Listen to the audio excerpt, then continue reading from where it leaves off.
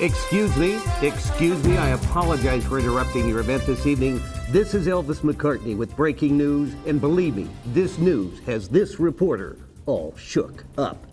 We have had yet another sighting of the villain that has plagued our community for many years. The latest episode involves the skyrocketing gas prices and the threat that those prices could go as high as $5 a gallon.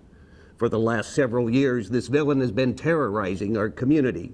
During that time, he has gone by many names: economic downturn, the recession, Dr. Despair.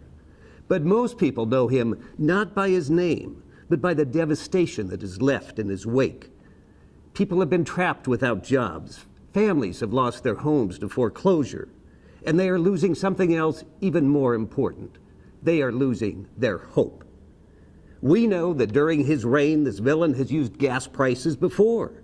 We saw as those prices not only made it difficult for people to fill their gas tanks, but it also drove up the prices of everything shipped by land or by air: food, clothing, merchandise, CDs, records. And people are forced to make tough choices. Do I put gas in my car, or do I pay my electric bill? So how can our Pierce County community best fight this villain? Well, I think it's a job for superheroes. And fortunately, there are many superheroes among us fighting to defeat this scoundrel. We know that many of these heroes are watching this special newscast right now. Even though they aren't all wearing tights, capes, and masks, come to think of it, given what spandex can do, that might be a good thing after all. We have seen how these people have used their super energy and powers to support our safety net of services, a complex net made up of 117 local programs that provide vital assistance.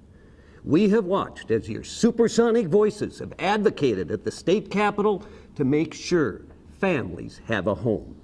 We have witnessed the generosity of volunteers who have invested their time and muscle to harvest food, build walls, and read to children.